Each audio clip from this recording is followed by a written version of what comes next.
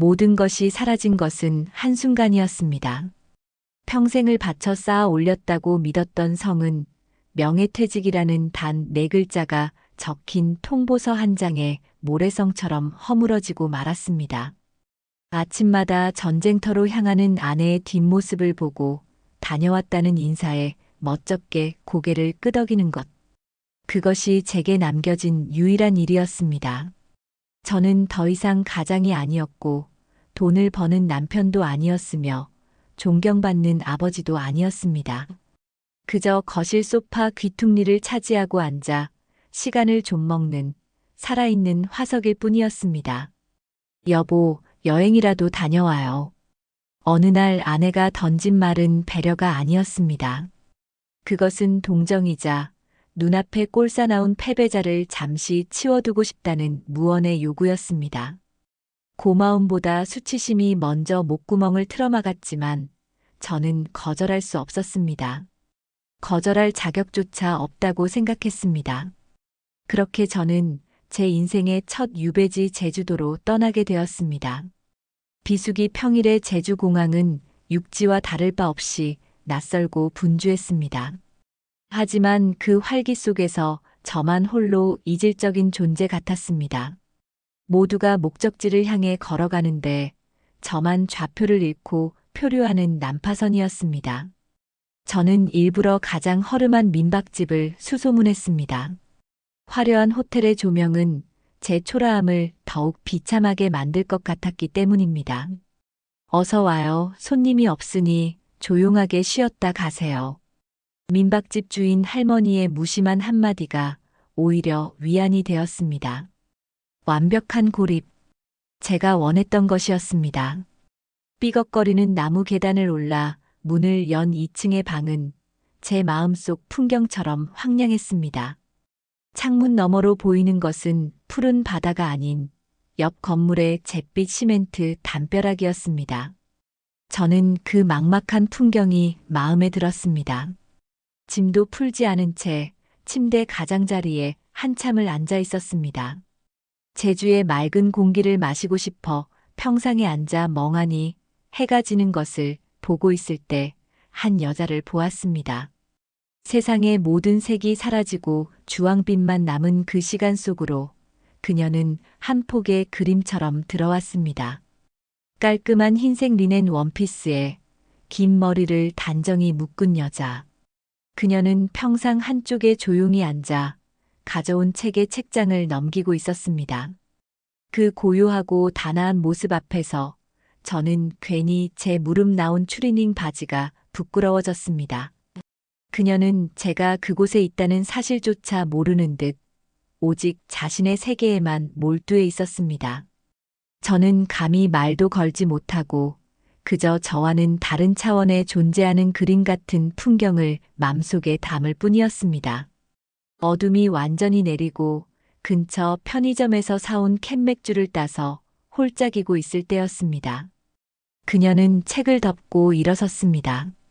이제 들어가는구나. 그렇게 생각하며 아쉬운 마음을 삼키는데 그녀가 제 쪽으로 걸어왔습니다.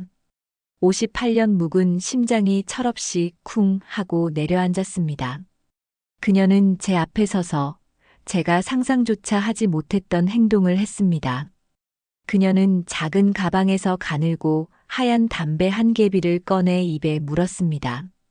저의 뇌는 그 비현실적인 광경을 즉시 처리하지 못했습니다.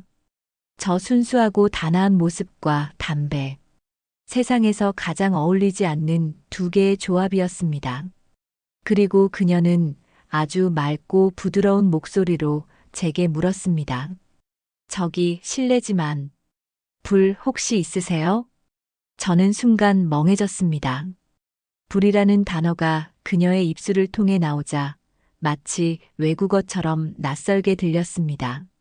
저는 허둥대며 주머니를 뒤적이다 바보처럼 대답했습니다. 아, 아니요. 저는 담배 안 핀 지가 오래돼서요. 아, 그러시구나. 그녀는 희미하게 웃으며 고개를 끄덕였습니다. 그리고는 더 저를 놀라게 했습니다. 그녀는 자신의 가방에서 아주 작고 낡은 라이터를 꺼냈습니다. 애초에 제게 빌릴 생각 따위는 없었다는 듯이 칙 하고 날카롭게 울리는 소리와 함께 담배 끝에 붉은 불꽃이 피어올랐습니다.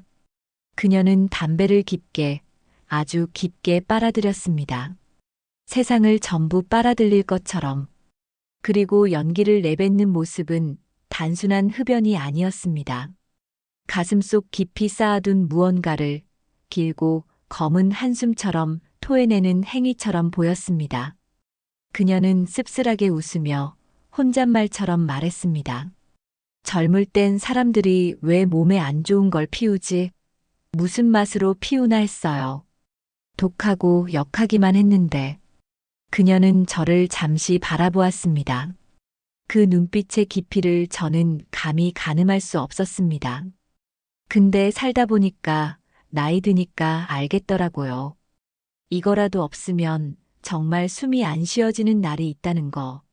그녀의 목소리는 여전히 단아했지만 그 안에 담긴 사연의 무게가 제 가슴을 쿵 하고 내리쳤습니다. 저는 아무 말도 할 수 없었습니다. 그때였습니다. 담배를 든 그녀의 손이 아래로 내려오면서 바람에 펄럭이던 원피스 소매가 살짝 위로 밀려 올라갔습니다. 아주 찰나의 순간이었습니다. 하지만 저는 똑똑히 보았습니다. 그녀의 하얀 손목 위를 가로지르는 희미하지만 선명한 직선의 흔적을. 저의 시선을 느낀 것일까요? 그녀의 눈이 순간 당황한 듯 커졌다가 황급히 소매를 끌어내려 그 흔적을 가렸습니다. 1초.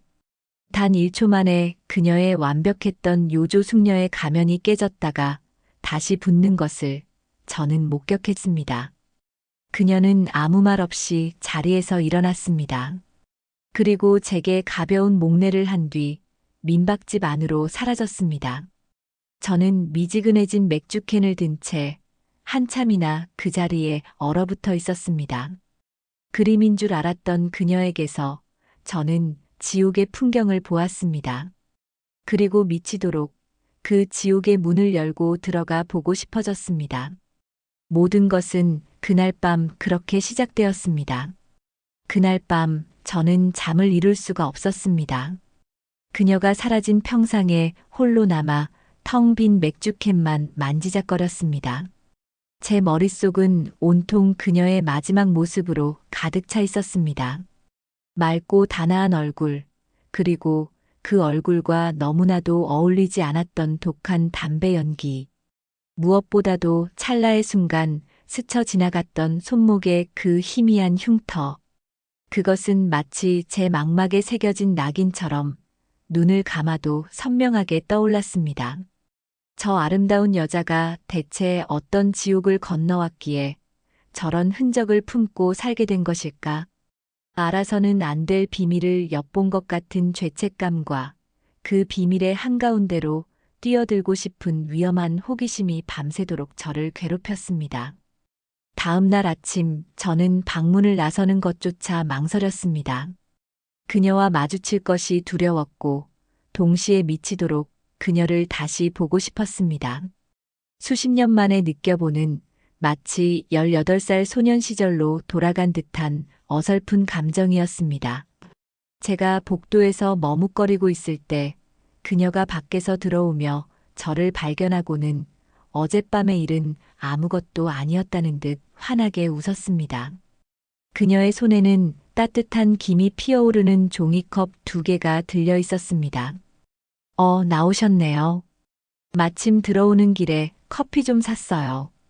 괜찮으시면 한잔하세요. 너무나 자연스러운 친절이었습니다. 저는 얼떨결에 그녀가 내민 커피를 받아들었습니다.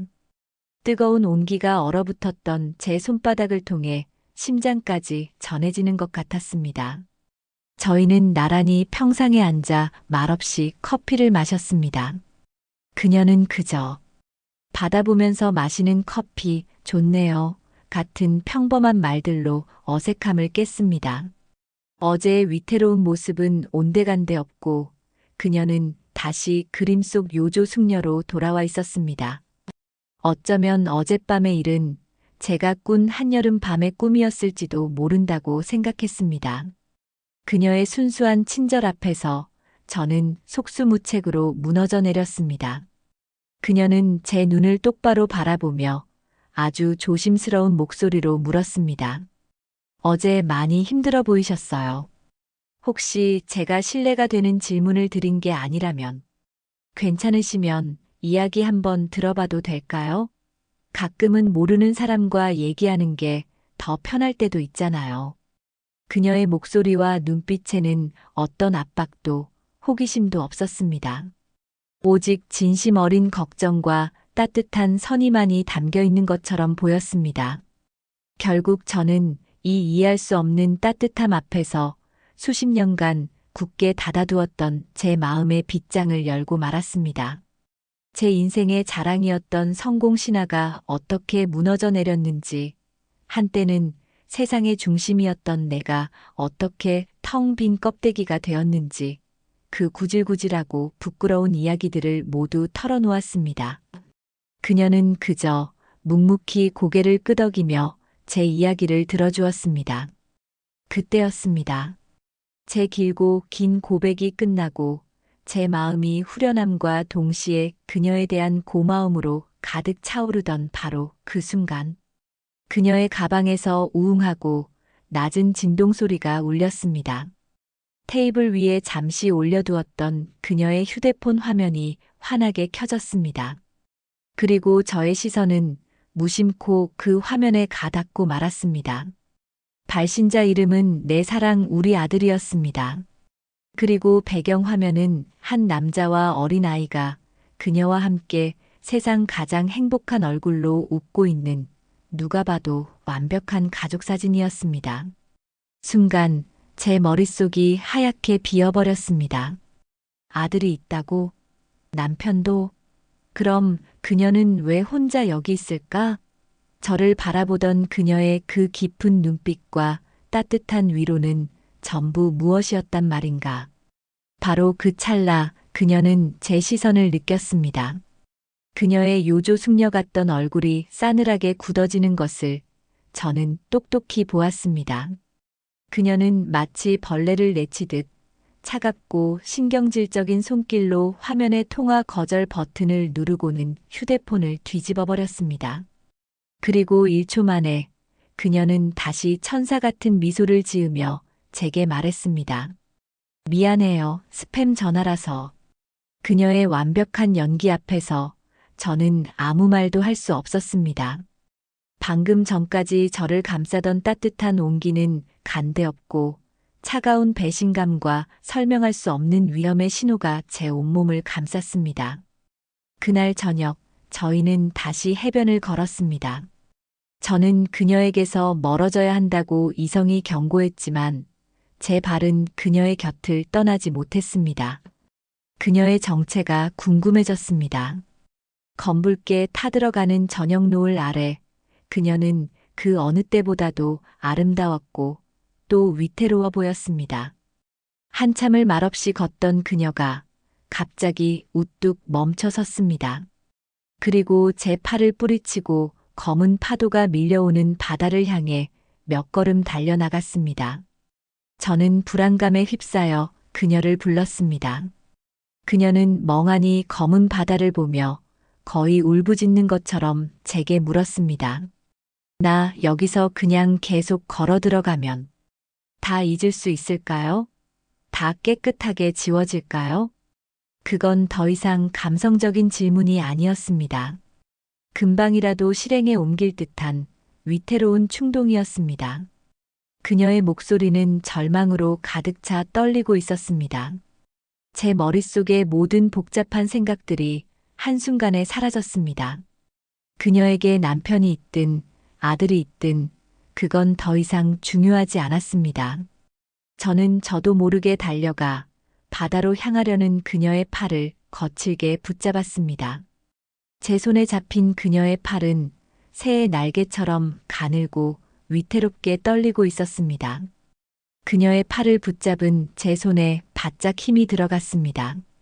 제 소나기에서 느껴지는 그녀의 팔은 금방이라도 부서질 것처럼 가늘었습니다. 하지만 그 가냘픈 몸 어디에서 그런 절망이 흘러나오는지 그녀는 검은 바다를 향해 금방이라도 몸을 던질 사람처럼 위태롭게 서 있었습니다. 그녀의 눈에서는 눈물이 흐르고 있었습니다. 소리 없는 눈물이었습니다. 그 순간 제 머릿속을 가득 채웠던 모든 의문과 의심은 파도에 휩쓸려 가듯 사라졌습니다. 남편, 아들, 손목의 흉터. 그 무엇도 중요하지 않았습니다. 지금 제 눈앞에는 세상의 모든 무게를 짊어진 채 절벽 끝에 서 있는 한 명의 위태로운 인간이 있을 뿐이었습니다. 들어갑시다. 저는 거의 반강제로 그녀를 돌려세워 민박집으로 향했습니다. 그녀는 저항하지 않고 넋이 나간 사람처럼 제게 순순히 이끌려왔습니다. 민박집으로 돌아오는 내내 저희 사이에는 아무런 대화도 없었습니다. 오직 저희의 거친 숨소리와 모래를 스치는 발소리, 그리고 멀리서 들려오는 파도 소리만이 그 침묵을 채웠습니다. 그녀의 방문 앞, 저는 이제 어떻게 해야 할지 몰랐습니다. 이 여자를 이 차가운 방에 혼자 두었다가는 정말 무슨 일이 일어날지도 모른다는 공포가 저를 덮쳤습니다. 제가 망설이고 있을 때 그녀가 먼저 문을 열었습니다. 그리고 저를 돌아보았습니다. 눈물로 얼룩진 그녀의 얼굴은 화장기 하나 없었지만 그래서 더 처절하게 아름다웠습니다. 그녀는 아무 말도 하지 않았습니다. 그저 저를 바라보았습니다. 그 눈빛은 같이 있어달라는 애원이자 당신도 나와 같은 사람이냐는 질문이었으며 내 모든 것을 감당할 수 있느냐는 시험처럼 느껴졌습니다. 저는 마른 침을 삼키며 그녀를 따라 그 방으로 들어갔습니다. 딸깍. 문이 잠기는 소리는 세상과 저를 단절시키는 소리였습니다. 저는 그녀를 위로해야 한다고 생각했습니다. 무슨 말이든 해야 한다고, 이 숨막히는 침묵을 깨야 한다고 생각했습니다. 하지만 제 입술이 떨어지기도 전에 모든 것이 변했습니다. 어둠에 익숙해진 제 눈에 비친 그녀는 더 이상 울고 있는 연약한 여자가 아니었습니다. 그녀는 제게 다가와 제 뺨을 감쌌습니다. 그 손길은 부드럽지 않았습니다. 무언가를 확인하려는 듯, 소유하려는 듯한 강한 힘이 느껴졌습니다. 그리고 그녀의 눈동자는 이 세상의 모든 슬픔과 분노를 담은 채 검게 타오르고 있었습니다. 그녀가 속삭였습니다. 아무 말도 하지 마세요. 그것은 그녀가 제게 한 마지막 말이었습니다. 그 뒤로 이어진 것은 언어가 아니었습니다. 그녀는 더 이상 한 명의 여인이 아니었습니다. 그것은 수십 년간 굳게 닫혀있던 댐이 마침내 무너져 내리는 거대하고 슬픈 자연 그 자체였습니다. 그녀는 제게 안긴 것이 아니었습니다. 그녀의 모든 슬픔과 분노, 이름 모를 절망이 만들어낸 거친 강물이 되어 제게로 범람해 왔습니다. 저는 그 거센 물살 앞에서 한 그루의 나무가 되었습니다. 제 뿌리가 뽑혀나갈 것을 알면서도 온몸으로 그 모든 것을 묵묵히 받아내고 있었습니다. 그녀의 울음은 쾌락의 소리가 아니라 모든 것을 쓸어버리는 강물의 굉음이었고 그녀의 손길은 애무가 아니라 살아남기 위해 발버둥 치는 익사 직전의 몸부림이었습니다. 그녀의 뜨거운 눈물이 제 뺨 위로 떨어질 때 저는 어렴풋이 깨달았습니다. 지금 이것은 두 남녀의 정사가 아니라 서로의 지옥을 끌어안고 서로를 태우는 장엄하고도 처절한 의식이라는 것을. 저는 기꺼이 그녀의 강물이 머무는 가장 깊은 바닥이 되어주었습니다. 얼마나 시간이 흘렀을까. 폭풍이 지나간 자리에 고요한 새벽이 찾아왔습니다. 저는 지독한 탈진 상태로 그녀의 곁에 누워 있었습니다. 제 옆에서 그녀는 아기처럼 깊은 잠에 빠져 있었습니다. 평생 처음 보는 너무나도 평온한 얼굴이었습니다. 저는 그녀의 이마에 맺힌 땀을 조심스럽게 닦아주었습니다. 그리고 저 역시 긴 잠에 빠져들었습니다. 아침 햇살이 눈꺼풀을 파고들었을 때 저는 눈을 떴습니다. 방 안은 눈부시게 밝았지만 제 옆자리는 차갑게 비어 있었습니다. 그녀는 사라지고 없었습니다. 머리카락 한 올 남기지 않고 마치 지난밤의 모든 일이 제 환상이었던 것처럼 완벽하게 사라졌습니다. 허탈함과 함께 이상한 평온함이 밀려왔습니다. 저는 주섬주섬 옷을 챙겨 입었습니다. 방을 나서려는데 침대 옆 작은 탁자 위에 민박집 메모지 귀퉁이를 급하게 찢어낸 듯한 작은 종이 조각 하나가 놓여 있었습니다. 쪽지였습니다. 떨리는 손으로 쪽지를 펼치자 그 안에는 그녀의 단아하면서도 혼돈 속에서 무언가를 붙잡으려는 듯 미세하게 떨리는 필체로 내 문장이 적혀 있었습니다. 저는 길을 잃은 배였습니다. 당신과의 하룻밤, 기꺼이 저의 항구가 되어주셨습니다. 항구는 길을 잃지 않습니다. 이제 저는 다시 안개 속으로 갑니다. 저는 그 네 문장을 몇 번이고 다시 읽었습니다. 길을 잃은 배였던 그녀. 그런 그녀에게 하룻밤의 항구가 되어주었던 나. 그리고 마지막, 그녀가 제게 남긴 조용한 조언. 항구는 길을 잃지 않습니다. 그것은 그녀가 평생을 좌표 없이 표류하다 이제는 멈춰버린 저의 삶에 내려준 가장 깊고 아픈 가르침이었습니다. 자신은 다시 안개 속으로 사라져야만 하지만 저만은 길을 잃지 말라는, 저만은 단단한 항구로 살아가라는 그녀의 마지막 기도였습니다. 저는 더 이상 그녀를 찾을 수 없었습니다. 그저 그녀가 돌아가야만 했던 그 안개의 깊이가 얼마나 짙고 차가울지 감히 상상조차 할 수 없었습니다. 저는 그 쪽지를 소중하게 접어 제 지갑 가장 깊숙한 곳, 심장과 가장 가까운 곳에 넣었습니다. 그것은 제가 짊어져야 할 그 하룻밤의 무게이자 그녀가 제게 남긴 인생의 나침반이었습니다. 서울로 돌아오는 비행기 안에서 저는 창밖으로 구름의 바다를 보았습니다. 평생을 저는 더 높이 올라가기 위해, 더 많은 것을 갖기 위해 발버둥치며 살아왔습니다. 제 성공이, 제 명함이, 제 통장 잔고가 곧 저 자신이라고 믿었습니다. 하지만 그 모든 것이 사라진 지금, 그리고 한 인간의 가장 깊은 심연을 엿본 지금, 제가 좇았던 모든 것들이 얼마나 하찮고 부질없는 것이었는지 깨달았습니다. 제주로 떠날 때의 나는 그 비행기 안에 없었습니다. 저는 지난 하룻밤, 이름 모를 한 여인의 절망 속에서 함께 죽었고, 이제 그녀가 남긴 마지막 지혜를 품고 새로운 사람으로 다시 태어나고 있었습니다. 집에 돌아왔을 때 아내는 아무것도 묻지 않았습니다. 그저 제 얼굴을 한참 바라보더니 얼굴이 편해 보이네라고 한마디 툭 던질 뿐이었습니다. 저는 그 말에 희미하게 웃어 보였습니다. 제 인생 처음으로 아내에게 무언가를 증명하거나 변명할 필요가 없는 순간이었습니다. 그날 밤 저는 서재에 홀로 앉았습니다. 지갑에서 그녀의 떨리는 글씨가 담긴 쪽지를 꺼내 책상 서랍 가장 깊은 곳에 넣었습니다. 그것으로 저의 짧고도 길었던 제주에서의 모든 여정은 끝이 났습니다. 저는 컴퓨터의 전원을 켰습니다. 웅하는 소리와 함께 모니터가 켜지는 모습이 마치 제 인생의 이막이 오르는 소리처럼 들렸습니다. 저는 인터넷 창을 열고 구인 사이트에 접속했습니다.